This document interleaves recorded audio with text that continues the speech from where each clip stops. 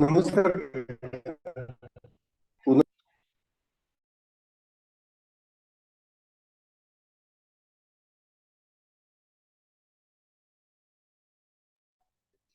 पुन्हा madam are you there? No, that's why I was wondering whether the class has started or not. That's what I was asking whether madam is there or not. In participants, it is showing I was, ISTD host, but yes, don't know. nobody's there. Nobody is there Nobody is there. Oh my God. as of now. Okay. Yeah, but in participants, it is showing, na ISTD host. It is showing. So I thought somebody will. It is showing, but I did not receive any response. Yeah. Let us wait for maybe Yeah, two, three yeah, minutes. sure, sure, sure. Yeah.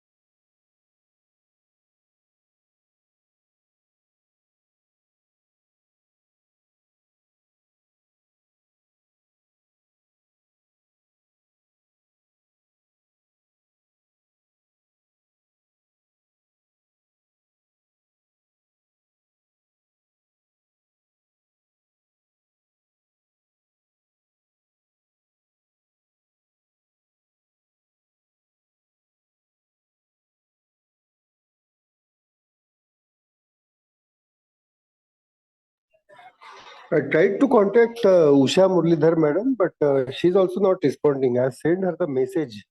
What about 2 o'clock class? Don't know what. Lokesh was also not responding, I believe. Lokesh number I don't have. I got Usha Murlidhar number, but she is not responding at all. I sent her the message, WhatsApp message. Let us see. Sir, do What we is have Or Aman's number? I think she shared, no, sometime back. I think she has shared. No, if you have, Don't we know. can If talk we to can her share directly. the number, I can call her. Yeah, yeah, I have that number. I'll call her. Yes. Okay. Okay, fine.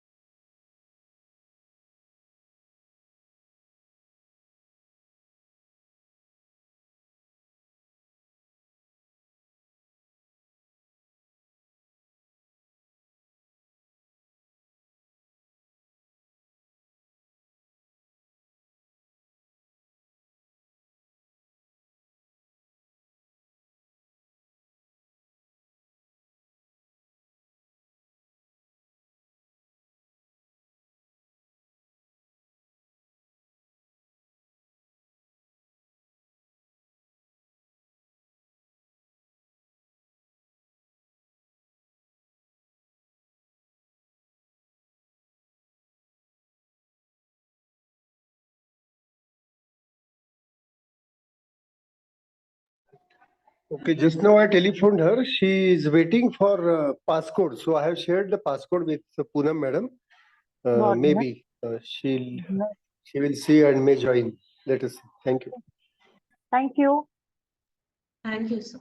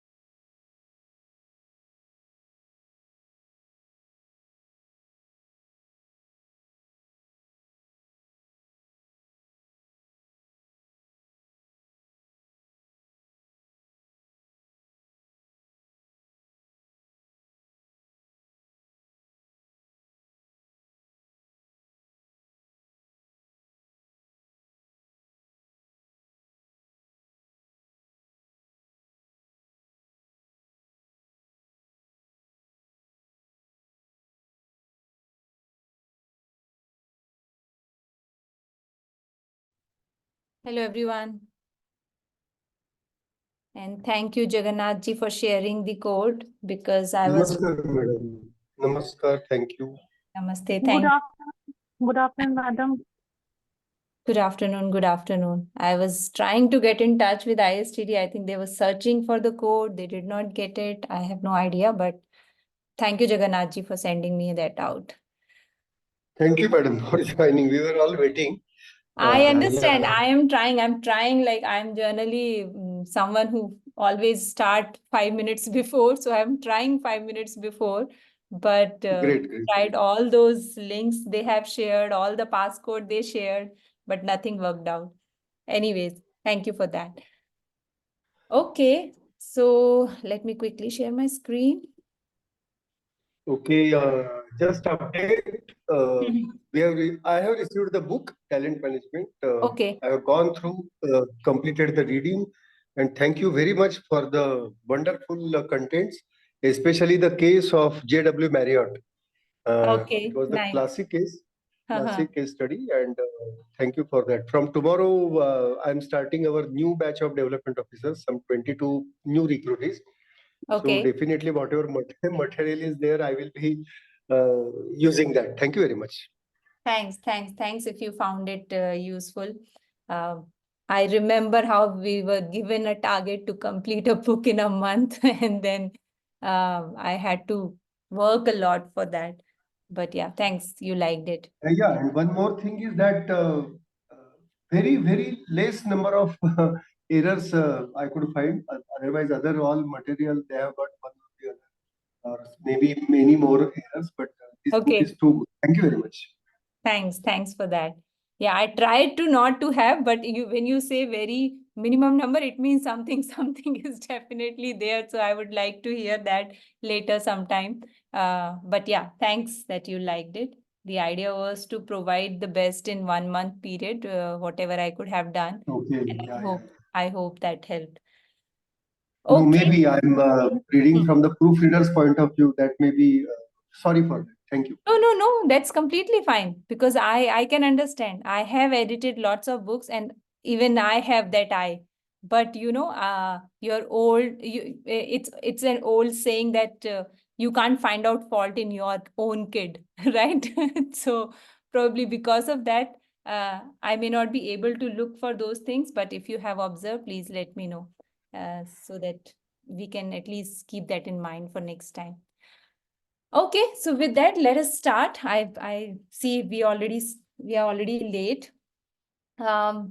If you can see my screen, we were discussing last time about talent acquisition and then TM model we were taking into the talent acquisition part. Right, so we already discussed about how careful organizations are in terms of hiring and then what is that they should take care of that. So if you can see on my screen, this is a model again. Josh Bersin has given this model, and it is a recent one which I have probably given in the book. Will be a older one, but here he has given some statistics as well as per their surveys. So still, what's happening in the talent hiring world and what is expected? How, if you see in terms of maturity levels, how you can take your organization to the next level and so on.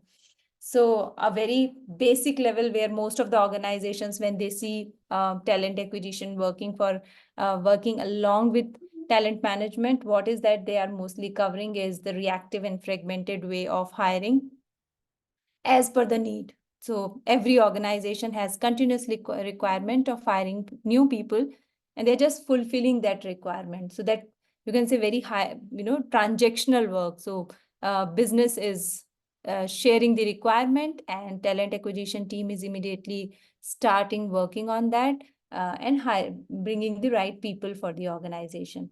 Very less focus or minimum focus in terms of how it is aligned with business, right? How they should be aligned with the business idea or business thought. So if the organizations move to the next level, you can see the standardization is increasing. And when we say standardization, basically, they are giving more structure to the function. So processes are defined, governance is there, they have some global standards to make their, a complete recruitment cycle, and a basic approach to internal mobility. So they have started focusing on internal mobility as well. Earlier, if we talk only level 1, the focus was completely buying the talent. But here, slowly, the shift is to creating the talent or developing the talent within the organization as well. The level 3 organizations are proactive and working closely with business and taking care of the personalization in terms of business requirements. So the focus is more what business needs, and whoever they are hiring, how they can create even the experience for the people who they are hiring. Attention is more slowly, shifting to the brand value of the organization, to the employee value proposition, and so on. But what is expected from the TM model is the level 4. Level 4 is more of creative and human-centered. So one hand, we are talking about the use of technology, and nowadays we'll come to that point as well, where AI, how AI is supporting the hiring function. But talent acquisition cannot move away from that approach of human-centric. So how they are creating that engagement or that that bond with the applicants, and then slowly when they move and become the employees for your organization.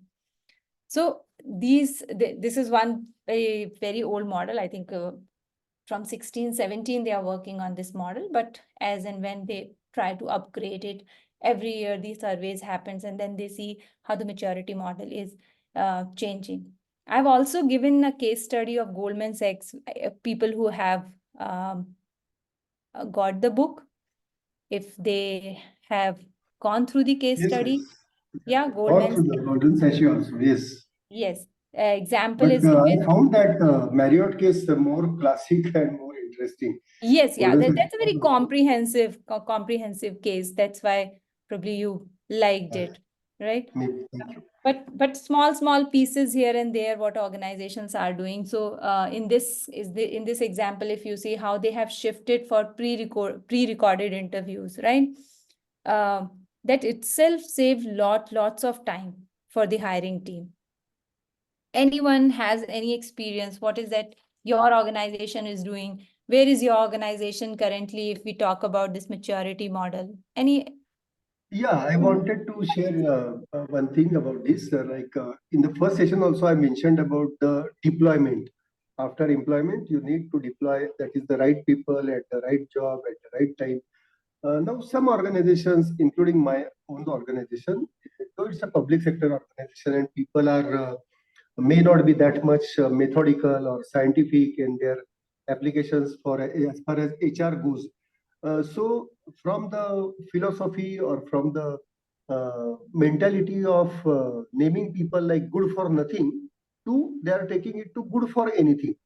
And the jobs keep changing under the name of job rotation, derotation. From marketing, the persons are going to administration. Then from means even I myself, I started my career in clerical. Then I went to computers. Then I went to marketing. Then I went to training. Then I went to legal. Again now into training. So how do you see to this philosophy? Good for nothing to good for anything. Thank you. Madam, I have another question as well. I just would like to understand what is the alignment of recruitment with this 4 steps, how recruitment can be aligned and how talent acquisition can be aligned. What is the basic difference between recruitment and talent acquisition when we are considering this 4 steps? Okay. Yeah. So see, recruitment is what? Recruitment, what is that's a very transactional activity, what you have Right. mentioned very correctly few minutes Perfect. back. It is just filling up the gap. But when we're talking about talent acquisition, that means there should be a proper JD basis on, JD should be based on the vision and mission of the organization that is very much aligned with the goal of this company. And accordingly, proper fitment should be taken care of while doing this recruitment process. Right, right. Yes. So what is the question? The question is, if we are only doing recruitment, in that case, these 4 steps we are not aligning with. And expectation is that it should be aligned. Okay, Right? got that. So, Yeah, so got if we are moving to the TM model, so recruitment is something we are doing even level 1, and nothing wrong in that, right? So when we are talking about these different levels, organizations are moving slowly from one level to another level. It does not mean that you are doing anything wrong if you are still on level 1. Depending on we are talking about the maturity model, right? So depending upon the stage of the organization, what is the business model of the organization, where are you in the business cycle itself, or business business progression model itself, or depending on all that, you're choosing your level. So if you are an organization who is still on level 1, nothing wrong in that, but are you shifting from one to next? That's the parameter, that's a metric for your success, right? So if you are on level, the expectation is that the model is. If any organization, Yeah, please go ahead. ma'am, please go on. I was asking, that means if the organization is increasing in volume, or if there is any restructuring or any organizational development, in that case, the later steps will be, the later steps, we will follow the later steps, right? Okay, so we cannot say that as well, right? Not just because the number is increasing in the organization, the volume is increasing of the organization, you will definitely be on the level 4, not necessarily. If you're not increasing in the number, still you can be on level 4, can be, right? So it is all about how do you want to shift as organization, how do you want to grow as organization. But having expectation that a very small organization just started, and the number of employees are not more, the business is not business is still on a very initial level of its development, and then expecting immediately level 4 will not be a right thing. But internally, if they have a very strong HR team, they look everything from the perspective of level 4, nothing wrong in that, right? But expectation is, at least when you are growing in numbers, you're growing as a business, you should move to the next level. That's a genuine expectation. But every organization will be there, not necessarily. Every organization who has not grown in those contexts will not reach to level 4. That is also not right. Right? Okay. So it depends on how progressive are your HR functions, how much you have focused on creating your HR functions from the talent management perspective, not just from the HR function perspective, right? Poonamji, just wanted to add that, while it's baby steps from level 1 to 2 to 3 to 4, I think level 3 is in terms of, structuring and all that. I think it's very important, because that's where the alignment actually begins. You're beginning to, bring in the candidate pipelines. Then you're beginning to, introduce a lot of TA programs. It could be D&I, or it could be, I don't know, maybe some social media campaigns, or, so much of these things happen at stage 3. So I think alignment probably kind of begins from there. Right, That's right. my Yeah, thought. and if you see the model given in the book, if you have book already, you can see that. So the basic integration happens there. At least 3 is where the actual movement to the transformational side happens, right? So before Right. that, we are more to the transactional side of hiring, but from level 3, the expectation is to get into the transformational move. Where, of course, coming up with the ideas like diversity and all. And that's where I was asking you, like, can you share how your organization, having a book with you, if you have that, opening the model, or looking at this model, which I am sharing on the screen, looking at it, and can you recognize where is your organization, what's happening right now there, sharing these experiences with others. Can others take some initiatives from there. Like if I give example, I'm not sure if I gave that earlier or not. In my previous organization, we started a program called Unpause, right? So I being DEI head there, closely worked with the hiring team, because when we talk about DEI cannot just internally work. And what is the metrics of judging that you are actually inclusive organization? When people start applying for the jobs, when people feel it's a place where we can go and we'll be safe, even if we are underrepresented, right? Then your actual DEI is happening. Internally, people who are working with you, conducting programs with them, celebrating Women's Day and all is not the metrics of DEI. So your actual DEI happens when people comfortably ready to join your organization, feel safe, hear from the social media, from the from the external people, that how well this organization is doing in terms of this. And if I join this organization as an underrepresented group, I'll be safer there. And what is that they are doing to welcome us, or what is that they are doing to make us feel more safe and comfortable, right? So we started this program called Unpause, where employees, so it was a program basically for the women who have taken break, right? So different organizations are doing with different brands and different names. How seriously we are doing it, that's important. So we started it saying Unpause, because kind of pause they take in their career when they go for a break. So we called it Unpause. And we just not started that, okay, you can, apply for this job. We started the returnship for them. Like as we have internship, we were calling it returnship. So even if you don't want to come back and work full time, you can always choose to be an intern. You just want to polish your skills again, and then you want to join. Like, so different kind of models we use there.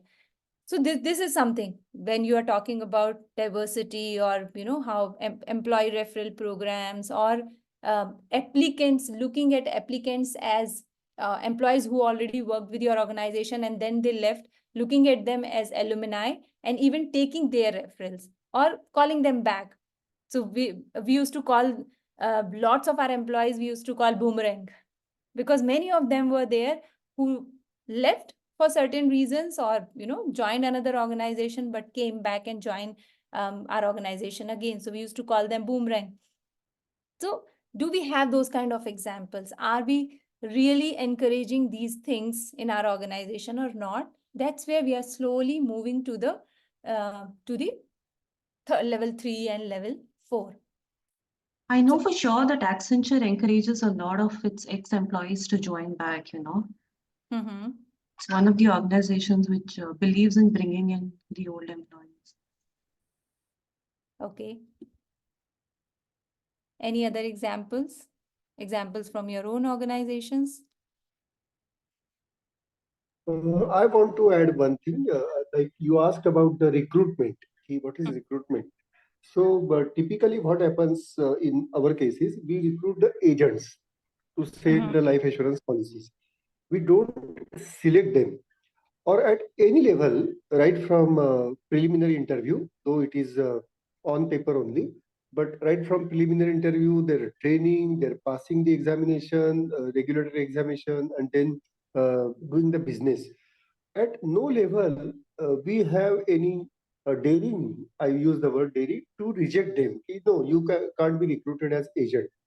But at the same time, we also consider this as whatever raw person comes to us, we will polish him in such a way that he can work as the agent. So how do you look at it? Means whether the training plays such an important part that it can convert the recruitee as the selectee, right? So how do you say about this? This is one thing. Another is the diagram that you are showing in your presentation that is not available in the book, I suppose. On page number 30, it is talent acquisition maturity model, but it's a different figure, I suppose. Yeah, that's what I already said, that Okay. Very good. Burson's model, but they every year they upgrade the model, work more on that, do the survey again, and then find out where the organizations are in terms of these four. So what I'm sharing is the current one, 20. Latest. Okay. Fine. Yeah, Thank latest. Okay. Okay. Any other examples? Ma'am, what I have already mentioned in my in our last class, that we reach out to our old employee, our resigned employees post 90 days. They left the organization, and we try to understand if there is good with other organization, and if they are not comfortable, they can always come back. So my organization is something, some organization where there are so many employees who went for some reason and joined other organizations, but then again they came back and joined us. Right. So this I culture is remember there. that. Yes. So this culture is there in my organization, but then we have a stipulated time gap, like 6 months and so. Within this period of time, nobody is welcome to join back. Post 6 months, they can always come and join back us, and sometimes even in higher position, with higher job band and with a huge growth in salary as well. So that is there in my organization. So I just wanted to identify the level where my organization is. When I'm saying that in some cases there is only transactional activities, we are just recruiting and filling up the gap. But then again, this culture is also there when we are calling back our ex-employees to join the organization. So I was trying to match the level where my organizations fall in this time. So see, at any level, like even if we are at level 4, our transactional job will not change, right? That's the what I function. wanted to. That's the constant change. Because business can have different nature as well. I mean, it is not important that one organization is only focusing into one business. So based on business activity also, this model can change. And right. Adapting the model quickly itself is the progress. Okay. Right. So as and when, what is the requirement, choosing that one for your organization itself is showing the progress or the progression in your TA practices. Right? Yeah, got that. Ma'am, can we have this model, screenshot of this model, because that is not in our book, I believe. Yeah, you can have. I have already shared these PPT, but that's what I told Sarita also, that I'll keep adding things into this, and at the end I can give all, the complete deck.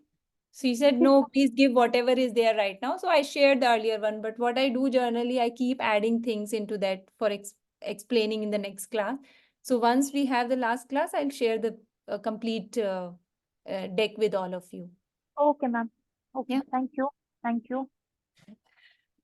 Okay, so yeah, I think as I was talking about Goldman Sachs example, where they started this pre-recording interview. Any one of you, your organization is following anything like that, and how do you see this? How is it going to help in terms of taking your TA to the next level? How it is helping overall in TA, if you read from the case perspective, or if you have any example from your organization?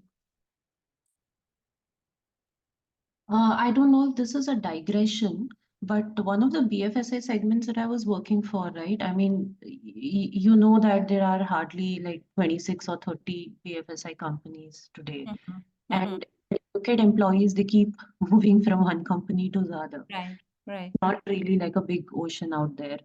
So I think places like Mumbai, okay, this was in Hyderabad. So places like Mumbai and all that, they have like, a lot of talent. And in the company that I was working for, which is located in Hyderabad, we began to, kind of face scarcity. So, and we were actually looking at South region, and obviously because relocation cost and vagara. Right. So then, but finally, I think there was, this decision made that we have to start expanding our horizon to get the right talent. Mm-hmm. Because then you can't compromise, because at the end of the day, talent is important. Right. Right candidate is important. And so I think that was one of the decisions that we took. And I think it paid well. Mm-hmm. Of course, it came with a certain cost, but I think that we somehow managed with the pay package and stuff like that. Correct, correct. And I think this is going back to the basics, right? So if you talk about demand and supply, the whole, the labor market itself will work on demand and supply, right? You also look for the cost saving centers for your in terms of labor. US, UK, all these countries or that side of the world, they are looking at India. Why? Why are they opening their offshore centers here? What is the reason? Labor. Right? The cost saving centers, right? So from that perspective, they are not just looking at the cost saving. We also have to see. They also know with that cost saving, they are able to get right people here. So moving to the right place, finding out the right geographical or demographical location for getting the right talent is a strategic move. So not only from that perspective, even if your organization has taken that move from one city to another city, obviously there is a reason. And when they are taking this move, it's a strategic move for sure. Right? So if companies or if, the countries itself are taking that decision to take their business to the other locations, other geographical locations where they are going to get something better in terms of cost or in terms of talent. Within the countries also, we have to take that move. And that's a strategic move. Right? But let's move to the next part, which is about the metrics. So we are all talking about, okay, if our organization is on level 1 or 2 or 3 or 4, whatever is happening, how are we judging that? What is the metric we are using? If we really think that we are using any of this level, keeping talent management in mind or keeping that success for hiring is in mind, how are we judging that? How are we gauging that? So there are certain things which are given in the book as well. There are few basic things. We have always known those. We were always aware of those. But there are few things which we were probably not focusing earlier, but now it's how important it is. We have to focus from the TM perspective. So time to fill is definitely the one aspect, right? When it comes to anybody who is in the hiring team, or if in your role you are doing hiring, that time to fill or TAT, how important is TAT for especially for TA team, right?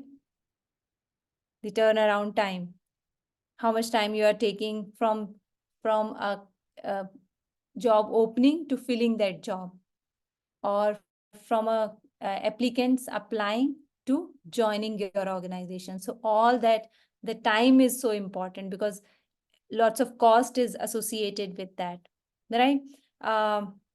Where are you hiring it from? So now organizations have, or most of the smart recruiters have started looking at LinkedIn kind of sources, right? So if you can share some experiences where, what do you think? What sources are working well for you? Did your organization do any kind of survey or any kind of analysis where they find out that, okay, this source is working well for us in terms of the hiring right talent, in terms of cost, and that's why we want to continue with that? Are you doing that kind of analytics in your organization? I think in one of the organizations, what we did was we revisited our referral policy itself. Mm-hmm. And with that, I think the referral also kind of increased. Okay. So that was one of the things we did. It worked very well, actually. Mm-hmm. And when I used to work in TA, at least I can talk about that time, referral was one very, and even from the research perspective, if we say referral is always one of the topmost instrument when we talk about hiring the right person. Especially for the senior position, it is only the referring which works very well, which we have seen, which I have seen in my organization. Apart from that, we have started hiring from ITI for our shop floor people. Then we have participated in job fair that went well with us. Then again, social media like Facebook, LinkedIn, Instagram. These are all our we are equipped to post vacancy, and then job portals are also there. Referral is one of the important thing in case of our sales hiring. That is also important, and sometimes we also work with consultant as well. So these are the modes of hiring we use in my organization. Right. Yeah. So we are using different sources, right? For sure, each one of your organization is using different sources.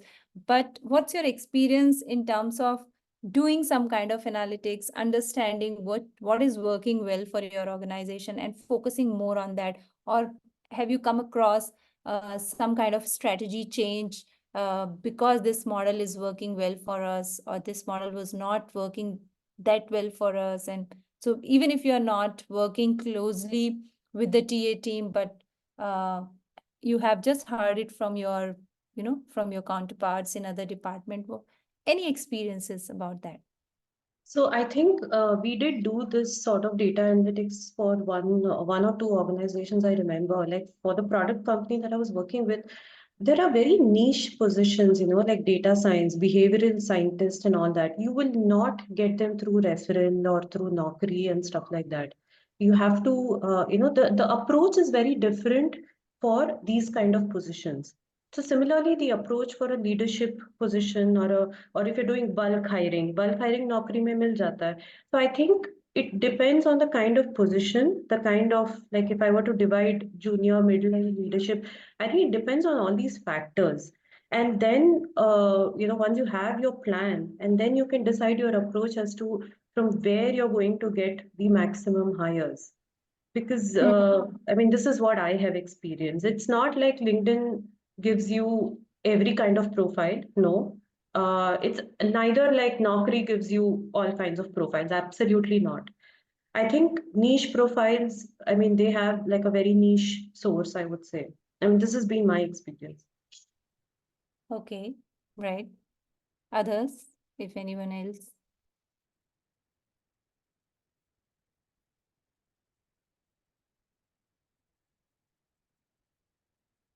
No one? Okay. So my question is still same, and if you can think of it and you want to, whenever you want to share it, please unmute and talk about that. When you're using different sources, if you want to use, like if you want to use any metrics, or if you want to use it as a metrics of success of your hiring or not, any examples where this model works well for me? Or so even if you're giving that example, like, okay, for different kind of roles, different models will fit, or different strategies will fit. So for how do you reach there, right? If you said that for some role, LinkedIn works well, for some role, referrals works well. How do you reach there? What is the reason you have decided that, yeah, this is what, day one, I'm sure you have not reach to this conclusion, right? There is some analysis behind that which takes you to this conclusion. It's trial and error and data used previously and a little bit of experience, and also the industry matters. It's a mix of everything. Like, for example, I think once when we were doing this kind of analysis, we realized how much of, we were using consultant support. Although I had like four-member team. And when I looked at the dashboard, it was pathetic in the sense that, we were still depending a lot on the consultant, and a lot of money was being, going there to their pocket. So then we had to use a different strategy. And then I think that is the time we implemented RMS on Naukri, where you can do some specialized searches, and then, the team got trained. So we reduced, and RMS training anyways was free. You're not paying for it because we had Naukri account. Mm-hmm. Then Right, right. that was one of the ways how we reduced, the consultant ka jo bhi tha, partnership. We were still having them on our board, they were empaneled, but we tried to reduce that, and it again, that worked. Perfect, perfect. So this is what I was talking about. How do we do that analysis time to time to understand what works for us, what doesn't work well, and how we are going to change that, right?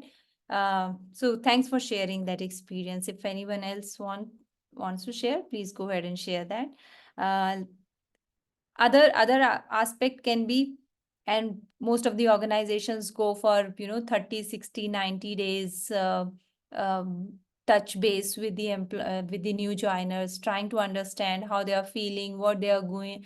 And we say those 90 days, like very crucial 90 days. So if somebody is comfortable in your organization and they settle down well in those 90 days, they'll stay for some time. But again, organizations generally look for the first year attrition. Somebody who is, if people are leaving in the first year itself, what do you think? What is the problem? I only in first year, even I experienced the people have left in the first week also of training. That's I think fine. the That's better fine. approach.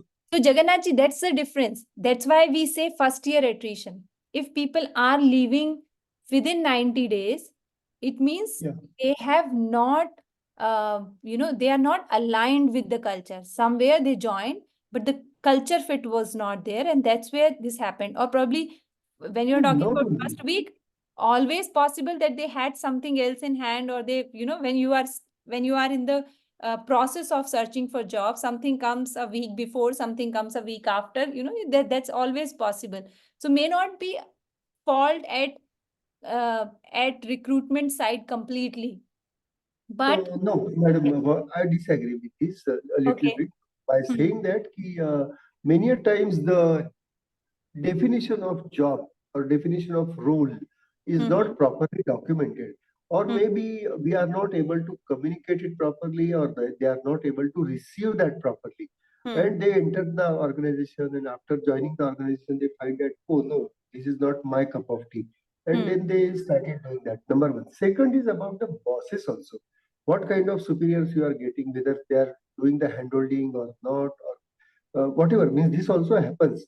Many people leave the job in the, like you said about in 90 days or in 1 year attrition. Many times I have found, or I have experienced, observed that because of the superiors also means not treating them properly is also one of the causes of this attrition. Thank you. Right. So this cause is basically considered when we talk about the first year attrition, right? So in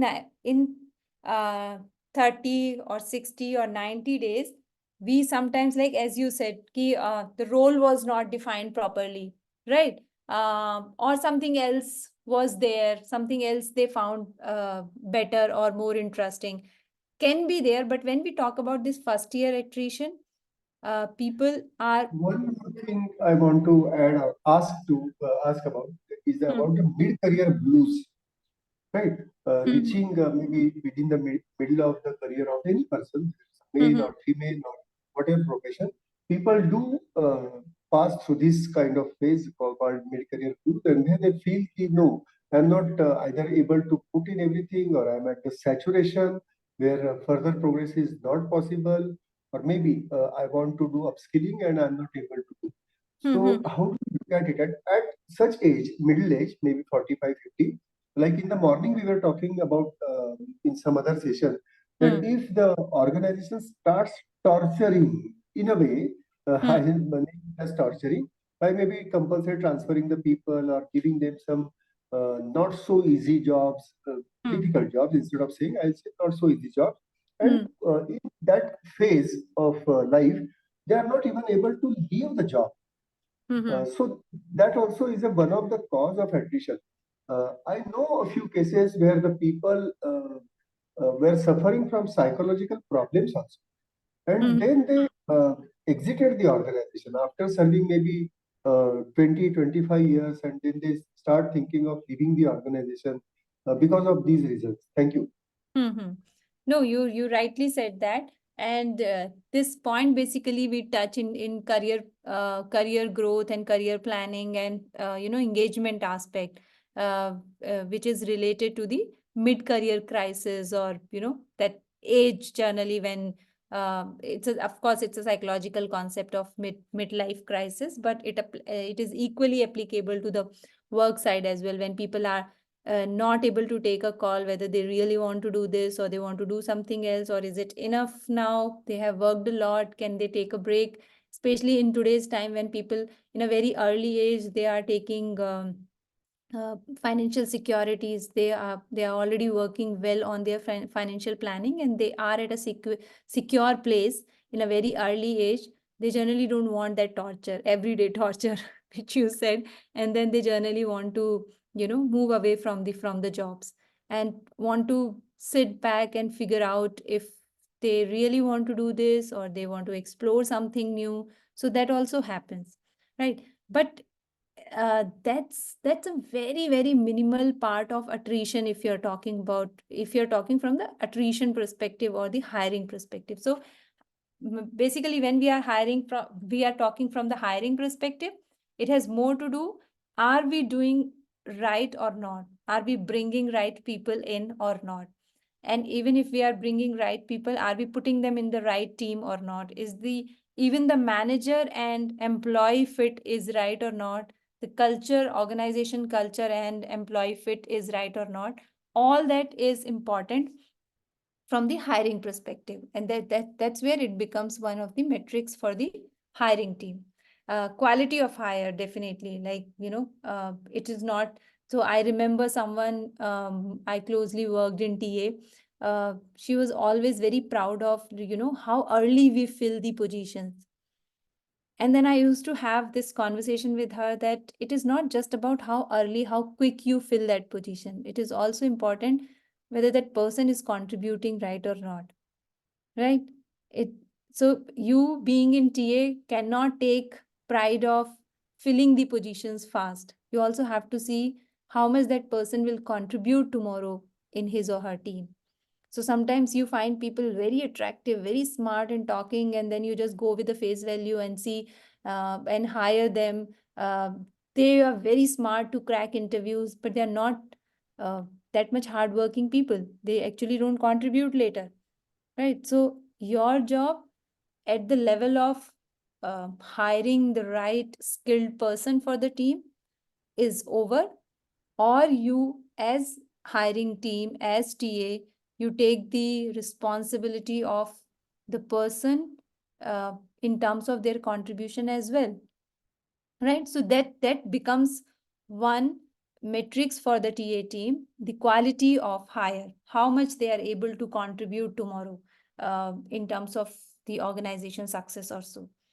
Hiring manager satisfaction. So it's not only just about what you have hired and you're very strong in terms of sometimes, and I have seen most of the times TA teams are very strong to put their point that this person is right, you have to hire this person because this is the reason.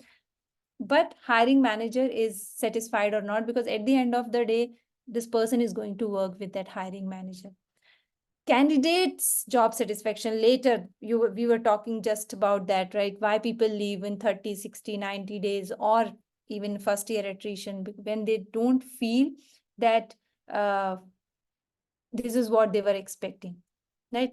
So probably sometimes from outside, as a hiring person, you can become fool and go only on face value. Employees or applicants can also have similar experience. Probably sometimes you see lots of, and I'll not take the name of the organization, but I'll give you an example. Since I was in education for a long time, I know most of my students were always attracted to join this particular company because they have, they are always on social media. They have lots of employer branding in terms of attracting this new talent or youngsters.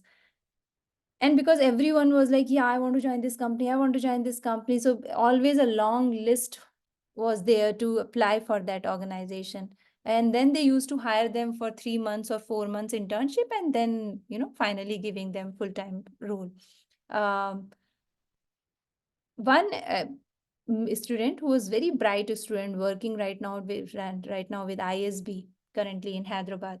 So he joined this company thinking that yes, it's a very good company, everything is so nice, and of course they have lots of employee friendly policies there. But the person with whom this guy worked was horrible for him, right? So because he was definitely extraordinary kid, he was very intelligent, maybe the boss didn't have that level, he never saw him eye to eye.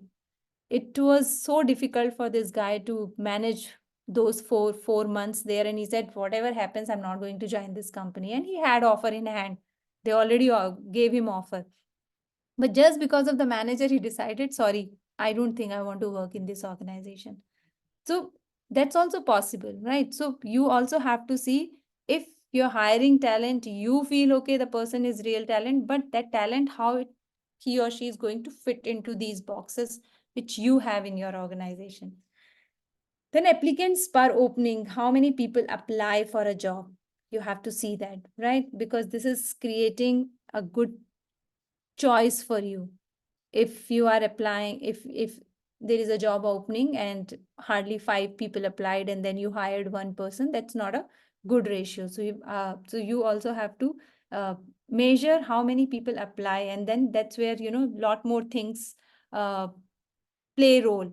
So what kind of job it is, how attractive you are able to make a job, what kind of employer brand you have created for your organization, with all that, right? So there are so many other points, selection ratio, then cost per hire, how much money we are spending. So as you were saying, lots of consultants were involved, lots of money was being used for hiring one person, but at the end of the day, still hiring was not that great. So how you brought from that external help to, internally making your TA stronger, and then probably it was a cost saving as well for you. So then offer acceptance rate, percentage of open positions, on how many positions on regular basis are open in your organization. That again shows the attrition rate in your organization. Okay, then candidates experience. So not only, and I think I have spoken about it in a very first session itself, that people who are applying for the job may not join your organization, but what kind of experience you create for them, so that whenever they want to again come back and join your apply for the jobs again in your organization, they want to do that. Otherwise, sometimes the experience is so pathetic, then they say, whatever this organization pay, how much ever great is the role, I have seen how they behave in the process of interviews. Sorry, I'm not going to apply for this organization, right? So are we creating that, or we are creating some good experiences for them? So so on and so forth. I think lots of 19 metrics I have given here. So probably you can go through, and then anybody who wants to talk about any specific or your focus, or you want to ask any question related to that, or you think, yes, that's right, we have also seen that or worked on that, or we are also using it as one point of metrics in our organization, please go ahead and share that. One more thing I want to mention about is the people who have exited the organization, whether they should be allowed to come back if they change the mind. Number one. Second is, in my organization, if the employee apply for, say, voluntary retirement, we call it as voluntary retirement, not the resignation. Then before exit interview, we give the person option one, option 2, option 3, means whether he want to reconsider. And in a few cases, people do reconsider and they continue in the job. In my organization, we have also found that, especially after the privatization or opening up of the sector, many people left the organization. After leaving the organization, they could not fit themselves into the new environment, new culture, and then they asked that whether they can come back. But True. at that time, I categorically remember that the organization took the stand that no, once you have exited, we will not allow you to re-enter. So, how you look at this? Thank you. I think Andrila already gave that example where, you know, they keep it open for their employees if they want to come back and join. See, it's what I have seen with personal experience. Organizations, one thing is they put some time limit for that. Okay, at least 6 months you cannot come back or so, like as she was giving example. Another thing is sometimes organizations are very clear, like my husband works for Oracle. They are very clear, if you go and come back, you have to come back on the same package. It is not about, you know, that blackmailing that, okay, now I got 100% jump there and then now I want to come back. Because one hand you love the organization because of the culture and all, but you just wanted to increase your package. That's why you have jumped. And then now you want to come back with that jump. So that will not be accepted, right? So Yes, that can organizations. also happen, but this may be little digression, but I just want to put it in a lighter way. Last month, one person is retired from the organization, and he arranged for the send-off and party, and then he invited his family members also. And in a very funny mode, what they did, the husband and wife, the husband was retiring, and his wife was also working in the same organization, but maybe younger than him, so yet time to retire. And Right. they remarried each other in front of all. Means एक दूसरे को माला पहनाई उन्होंने. और उसमें कहा गया कि अब तक इसने इस ऑर्गेनाइजेशन से शादी किया था तो ये उसकी सौतन बन गई. अभी रिटायर हो गया है, मतलब अभी ये फिर से Now I am पुनर्विवाह getting married में जा again. रहा है. हाँ, इस तरह Getting से my उन्होंने, husband back. हाँ, ऐसी नहीं, मुझे Okay. कहना ये है कि जब भी कोई इस तरह से व्यक्ति किसी संस्था से जुड़ता है तो वो अपनी पूरी लगन के साथ उसके काम करता है ना. मतलब लगन not from the marriage So but I got लगन it. इज फुल इंटीग्रिटी, वो काम करता है. और ऐसी स्थिति में जब वो एग्जिट करता है तो definitely it is like the, I don't know whether the word is correct, but it's like divorce, isn't it? How Right. husband and wife gets divorced, it is the same in the case of organization and employee. And so if you are allowing him to come back, see, I think that the glass is already broken. Thank you. Okay. So you see it from that perspective. I tell you, Jagannath ji, organizations in today's time are not your kind of organization is a very different model, right? LIC is a very different model. But otherwise, when you look at these MNCs in today's time, there is no concept of long-term relationship, first thing. They don't expect that you should be loyal for them. They are not loyal to you, for sure, right? Very few organizations, especially Indian model, is that, like if you talk about TCS, and of course your organization is completely different model, but otherwise Indian MNCs like TCS and all, they probably still work on those models. Otherwise, neither organizations nor employees are looking at that long-term relationship, not thinking about so many things, like, you know, as you gave the example, like once you left, there is some kind of glass breaking already happened and so on. They are simply looking at one thing: are we getting the right talent at the right time or not? That's it, right? So giving thoughts to all these things, and which are basically coming from our roots as Indians. And that's where I think Indian companies are still focusing on that. If we focus on that, the relationship definitely be built on trust. And that's where a person, and you know, if I'm going to leave, this is what I am going to leave as an impression, right? कि एक बार तोड़ दिया तो, I mean, फिर ये relationship build होगा नहीं होगा. You have that thought in your mind, so you will also think twice before leaving. Organization will also try to do everything to make you stay there.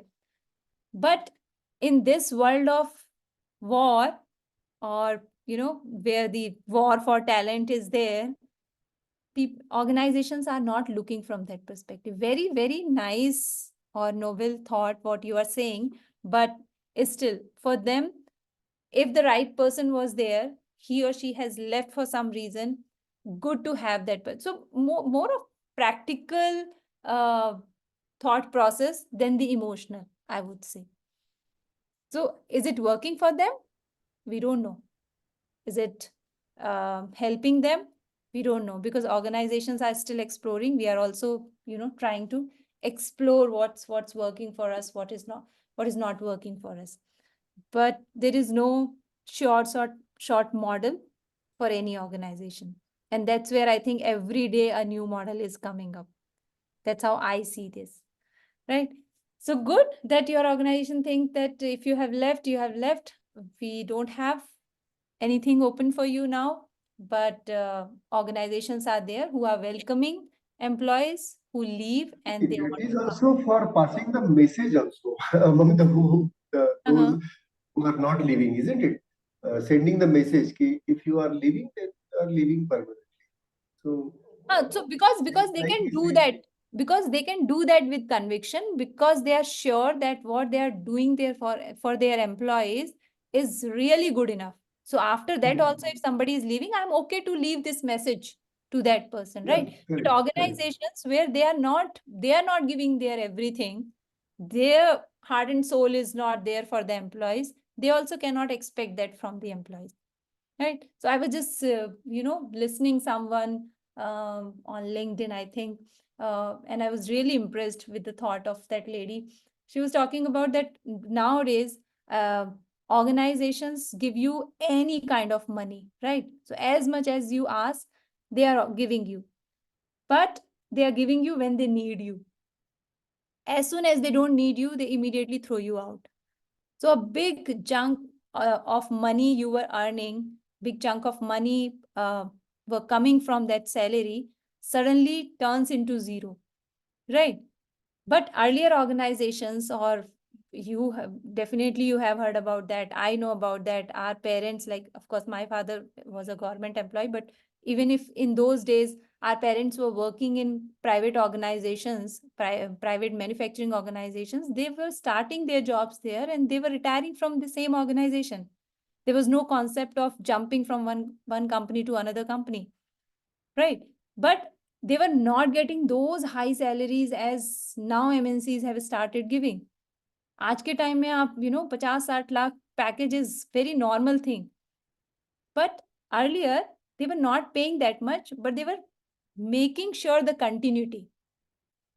Organization, if today organization is on a very high profit space, it doesn't mean that they are going to share all the profit with you as employees. But tomorrow, when they are not in a good shape, they will not throw you out. So that consistency at least was there, right? But nowadays, it's completely different. When you are needed, you are in the organization, they'll give you anything you ask. But tomorrow, when they don't need you, they will not think twice or for a second to throw you out. Poonam ji, there's just two things that I want to add. One, I think the latest trend is, I think, which Jagannath ji also mentioned. So, candidate A, works in a certain company, leaves the company for better package, works there for 2-3 years, comes back to the same company, gets promoted at a higher package. This is absolutely like a very, demotivating thing that's happening. It's absolutely not fair. And Right. that trend continues.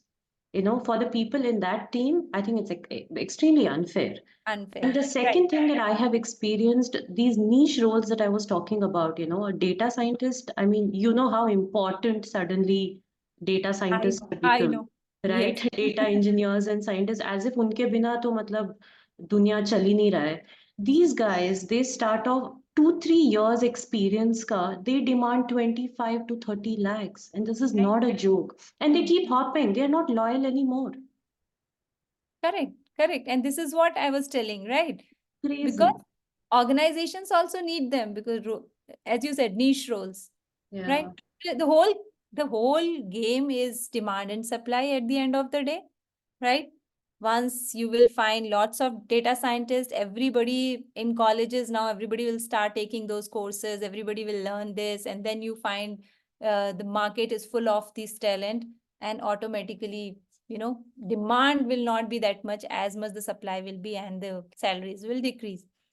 But on the other hand, as you said, you know, when they come back on the higher package, and organizations are doing that and shamelessly doing that, knowing that others in the team who were working on the equal level will not have that much salary as much we are offering to this person. And tomorrow they'll get to know, not that they don't know about each other's salary. They'll get to know, they'll be hurt, they'll feel bad, they'll start searching for the another job, but still they do that. But there are companies, as I was giving example of Oracle, they clearly say, you go, come back. If you are coming back within a year, sorry, we are not going to increase your package. Whatever you got outside, you got outside. But when you come back and join us, we will only look at the package, what you were working here earlier on. Right? So companies may have those kind of policies as well. But it is all about, do you want to play for short term? You want to play for long term. That's it. Organizations who are looking for long-term success, they know what kind of policies they should make, where, you know, how the motivation will be impacted, what you were just sharing as example, or they can simply see whatever said and done. Whoever is coming, welcome them. Whoever is going, bye-bye them. That's it. Right? So it's all about policies, and it is all about how long you want to play in the game. That's right. And that's where the another topic which I will touch upon today. I'm sure all of you can read from the book. Lots of things are given about the talent acquisition or hiring. If anything is there, you want to, you know, want to discuss anything from the book perspective, we can do that. But I'll give you this small exercise to do, at least that KPMG talent management case study, which is given on page number 40. If you see that, there are 2 questions given based on a small caselet above. Please do that. And I wanted to do this in class itself, but because we almost more than 15 minutes we wasted initially to, you know, in joining and not joining. That's where I'll skip that for now. I'll request you to just go through it, read it, and let's have a small discussion next time when we come back and join. I want to touch upon the another aspect, which is, one second, the engagement. Another very important thing to support talent management is the talent engagement. So we cannot just focus on hiring the right person or continuously being in hiring. We have to focus on retaining those people. And when we talk about retaining, engagement is the requirement in today's time. Lots of definitions about engagement. What's your thought on that? Please share that so that we can move to certain things. What do you think about engagement? I want to make one more vision, madam, about this. While we're talking about acquisition and is about Jagannath ji, आपकी आवाज इतनी by clear नहीं using uh the रही है. technology. Hello. Okay, अभी आ रही है? हाँ हाँ हाँ, अभी आ रही है? हाँ, अभी आ रही Okay. है. I just wanted to put it in this way that one more subject talks about the data analytics, and while we are talking about the attrition, and maybe in a lighter note, in Marathi, one of the authors said ki, we always find, the man always find the other person's wife and other job always good. But this is not so. While you enter into that, then you realize कि no, पहला ही अच्छा था. तो इसके लिए even I remember my IIM days when one of the subject was decision analysis and optimization module, in which the professor has told us how to use Excel to take decisions of life. This was amazing. So in the same way, I applied that in my organization. The people who are want to exit or quit for whatever reasons, I used to put everything in Excel and used to tell them to compare as to how you are living and what is the cost of it. And while we are talking about the cost, it is not only the monetary cost, it is the leisure cost, it is the psychological cost, and other things also. So I think the organizations also should help the employees, quitting employees, to arrive at the proper decision, which will optimize whatever they are thinking about. Thank you. Perfect, perfect. Thanks for that. And how many managers will put that much effort? No, I think Beautiful that organizations you were, should yeah. organizations should put that effort, and when Whoever, those higher ups, they have already undergone the training. Like I have undergone 1 year IIM training, I am a training wherein I have learned these kind of things. And so while taking any decision of your life, any major decision, bulk decision, the person should put it in the comparative part. Excel, okay, उन्होंने Excel सिखाया तो मुझे Excel याद. But in any way, it needs to be. And when you are leaving any organization, or when any organization is losing any employee, it is a huge loss for both of them. So many times it becomes a lose-lose situation. In very few cases, I have found that it has become the win-win situation. Thank you. Right, right. Perfect. Yeah. Doing that SWOT analysis for everything, right? So somewhere, even in life decisions, we are taught that try to understand what is that you are going to win because of that, what is that you are going to lose because of that. So but what I was telling, how many managers will actually put that much effort? So it is not just about organizations are giving that opportunity because you have learned it that way, Jagannath ji, and you used it. That's why you are able to appreciate it. There are people who, and I'm sure you are not the only one who has gone for their training, and I'm also sure you are not everyone in your organization is doing this model, is using this model. Yeah, definitely. Of course, even I have observed the same thing. What I feel is important is the implementation more than the training. हम training बहुत कुछ लेते हैं but उस पे अमल बहुत कम लोग करते हैं. बहुत कम करते हैं. And that's why वो अमल करेंगे तो people don't leave organizations, right? They leave managers. Yeah, correct. Yeah, exactly, correct. Thank you. So what kind of manager they have? Sometimes organizations, even if they are not offering you much, everybody knows they can survive in a limited money. It's not always about money. We have created so much around salary that people are only because everything else is subsided, right? Nobody is talking about that. Nobody is actually coming with that conviction to say, this is what I'm offering. I may not be able to offer you a great salary, but this is what I'm offering you. If they make sure that people are always not looking for the money, how much money you need at the end of the day, right? Of course, there is a threshold for that. You always feel, okay, itna to chahiye.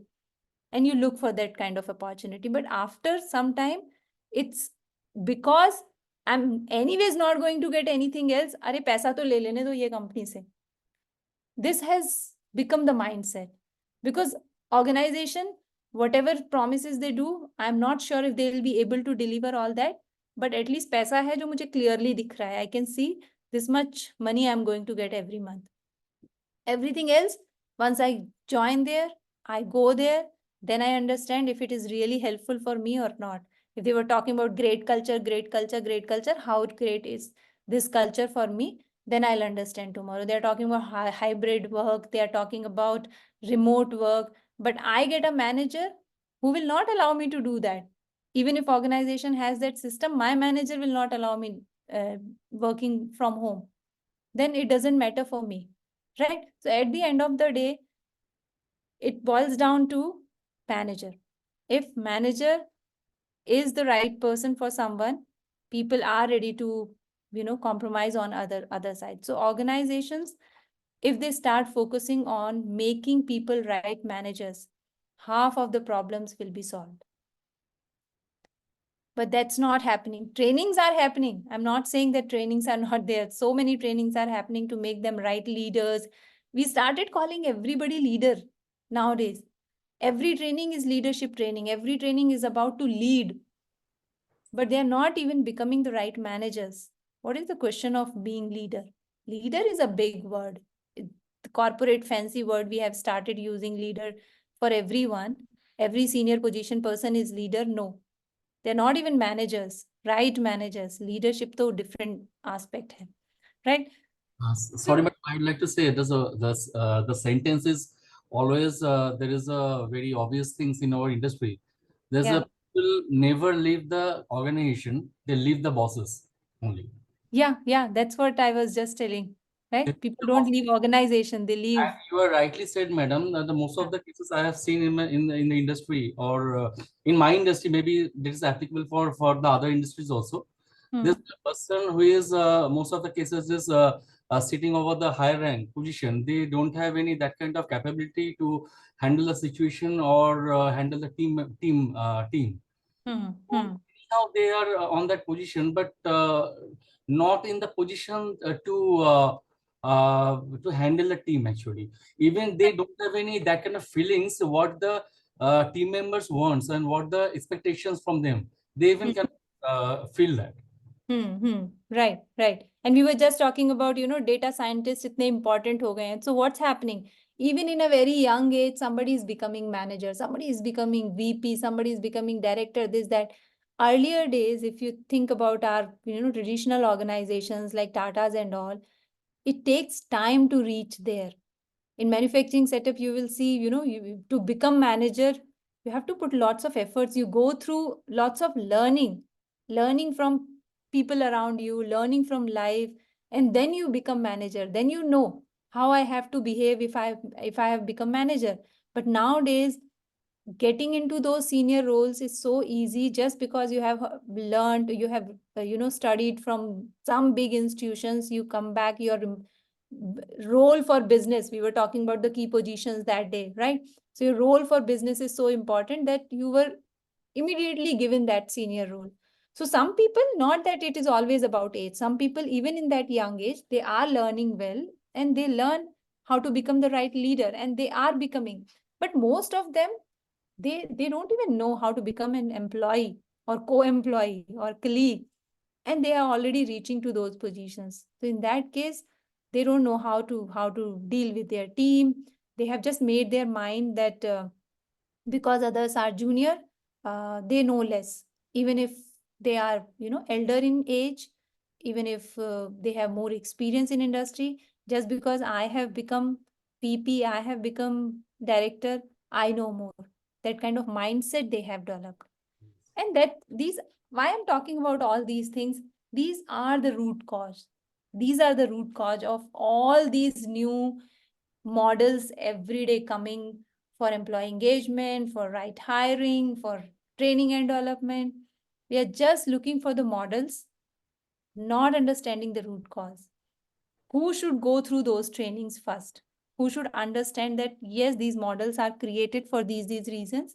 And as being a senior member in the team, you first understand all this, right? So yeah, these are the things employees are facing, and you rightly said, and yeah, of course, everybody knows about it, that people don't leave organizations, they leave their managers. So even if you're... Poonamji, if I can also add, I have seen in organizations many mid-senior people, middle management guys, they don't even know their vision, business model, mission, and purpose of the company.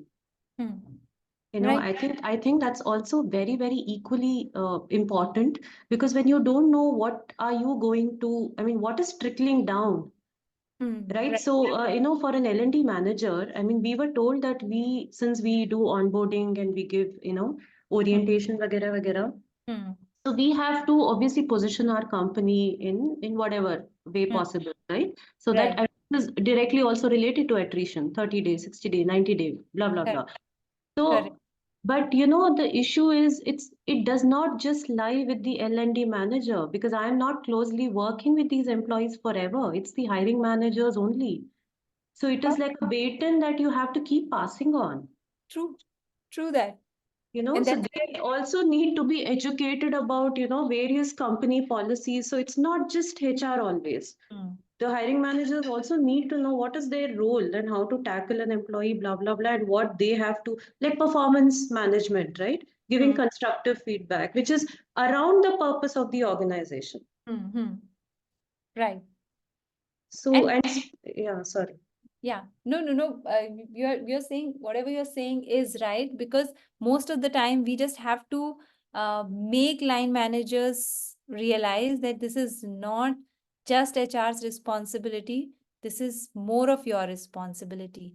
HR can only set up those policies or create that kind of, can say that we are creating that kind of culture, but at the end of the day, you have to become the advocate for that culture. We have to continuously, and I strongly believe, being an L&D person, that your main target audience for all the learning and development program is your mid management, because that's where probably the top management, they have clarity in most of the organizations, they are the vision creators and so, but mid management is most of the time confused. Uh, they are not sending the right message to the junior level.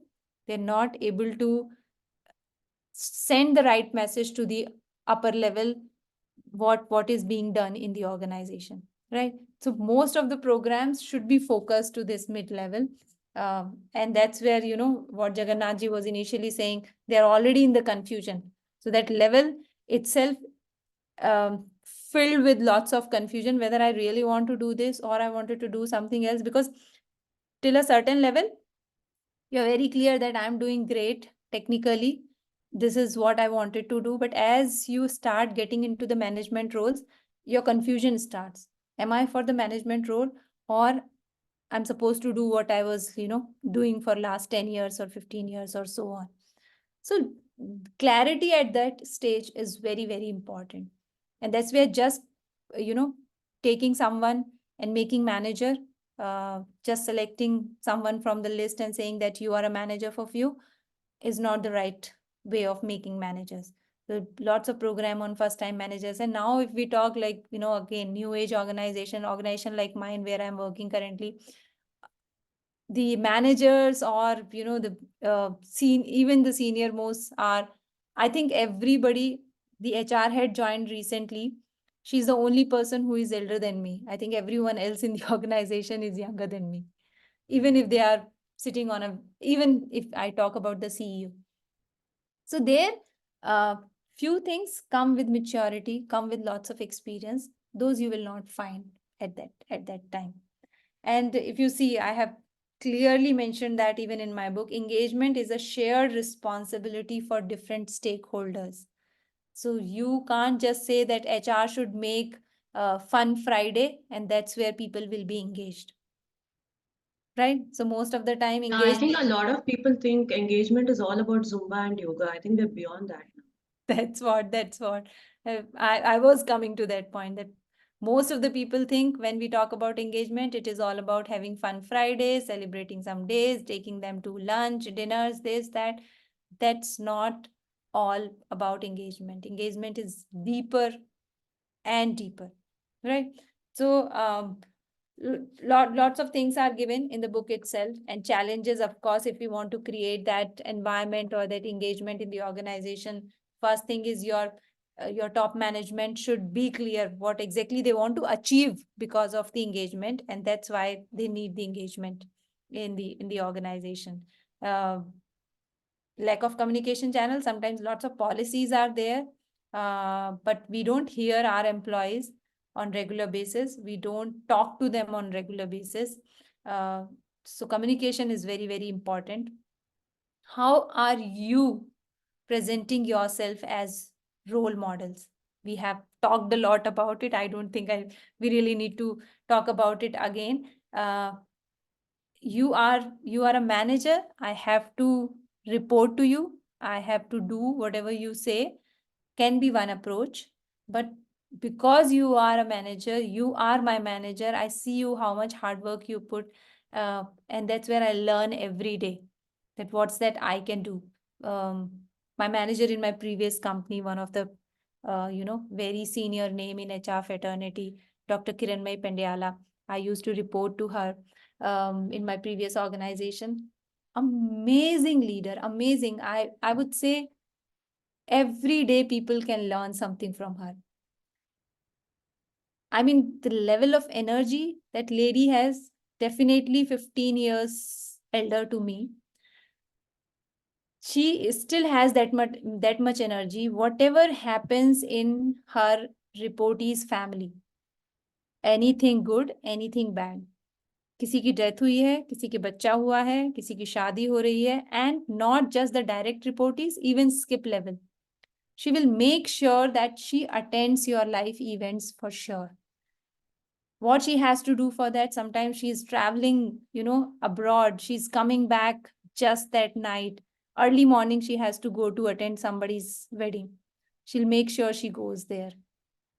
Somebody's mother's death happened.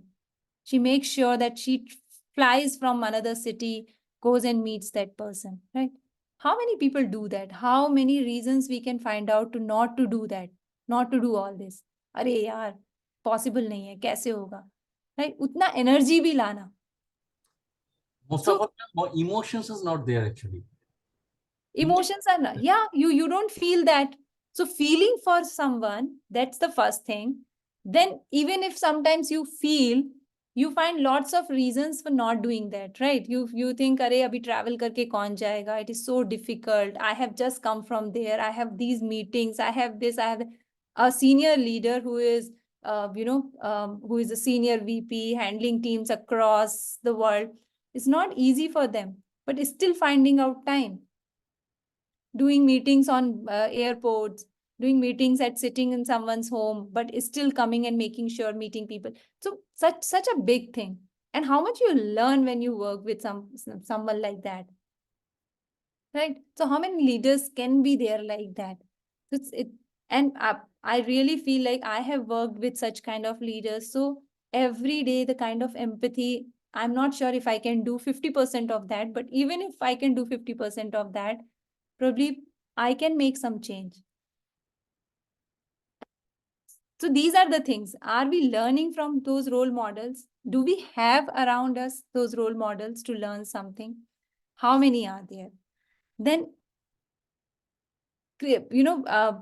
what kind of engagement is required for different kind of workforce? So you just can't fit one model for every kind of workforce. You have to see, you have to see that different models should come to engage your different, what can work in a manufacturing setup may not work in a, we talk about Fun Friday, right? Any employee who is working 6 days, जिनके लिए Saturday भी working है, what Fun Friday they will have, right? So that concept itself is saying that, okay, fun Friday means like Friday is the last working day for 5 days working organization. And that's why they want to celebrate that half a day in terms of fun and all. But if you try to apply same model to someone who is working 6 days as well, not at all right. Yeah. So you have to be a little creative when it comes to plan for their engagement. Quickly, we'll talk about this model if you have time, or you guys have another class started already? It will be at 4 o'clock. You may have some more few minutes. Okay, fine. So I'll just quickly talk about this model. So what this model says that, on individual level and on organization level, there are 4 kind of, engagement ways you can see the levels of engagement.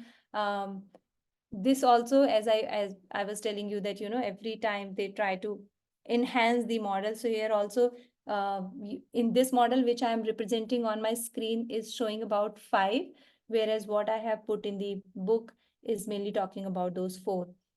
But comes from the from this perspective, somewhere the satisfaction can be maximum, but the contribution is not that much, right? Where the contribution and satisfaction both are on a higher level, then the employees are found as engaged employees. And when we are talking about the satisfaction or contribution, how much it is aligned with the goals of the organization, the vision or mission of the organization, and so on, right? So we know people, employees who are not able to contribute anything, neither they are finding any satisfaction in their job, are highly disengaged employees, but you can also find out, and I always used to tell that to my students, that job satisfaction is something anybody can have, right? So there can be people who must be enjoying their job every day, but they don't need to do anything for the organization. And that's where engagement model or engagement surveys are more important than the job satisfaction survey. So if you go for job satisfaction survey, you'll find out many people are satisfied, but are they really engaged or not? We don't know about that, because engagement will come only with the combination of satisfaction. You're satisfied, and that's where you're ready to go extra miles to serve your organization. So there can be people who are satisfied, and this happens initially when you join organization. Sometimes you find everything so fancy and so interesting, but your contribution levels are not so high. There can be another category who are contributing day and night. They are the real burners, we say, but they're not happy what they are doing. But sometimes they do it because they feel, there is no other option for them. They are not risk-taking people. They are more loyal towards their organizations. Reasons can be many, but they contribute day and night. They are burning day and night, but they are not happy and satisfied with the organization. So idea here is to identify who is where, and then, trying to create the balance, the almost engaged category, what we say, that at least reaching there, taking employees there in terms of creating the right balance. We'll talk more about it. We'll talk more about the engagement and how engagement is another very important talent management tool. We'll talk about that. I think in the engagement model itself, the Marriott case is given. Yes, the Marriott case is given there. Jagannath ji read that. He enjoyed it. I request others to read it, and let's have some more discussion and, talk about the engagement in the next class.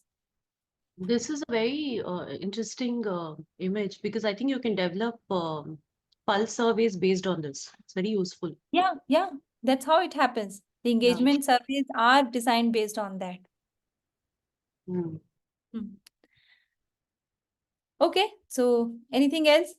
A quick sharing from anyone, any question? Yeah, one more thing, like for the talent engagement, the style or the procedure that my organization is following is every year they get the preference form. We call it in short P form, filled in by the officers, wherein they can mention as to how they look at the career and where do they want to progress their career and so on.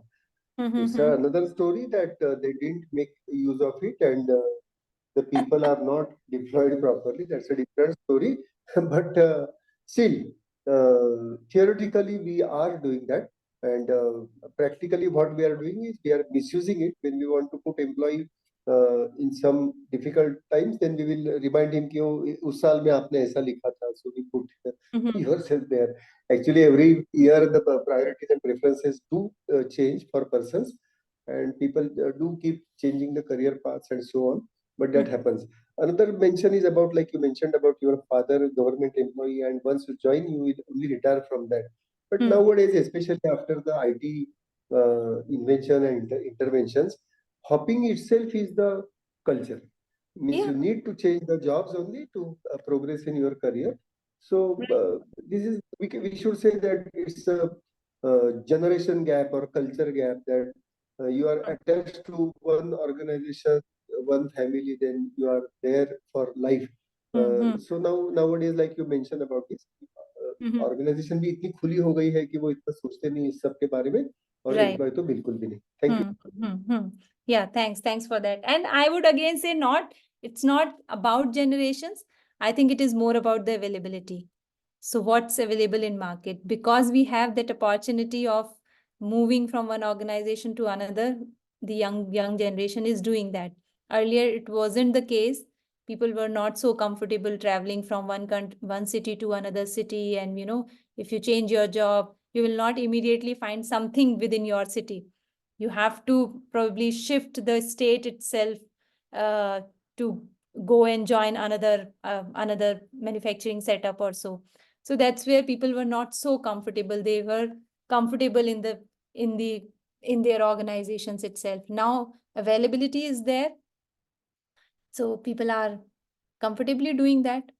Thousands and thousands companies are sitting in Bangalore, Hyderabad. It's easy for you. Today you leave this, tomorrow you are going to get another one. That's it. Okay, thank you everyone. Thanks for joining. See you again in the next class.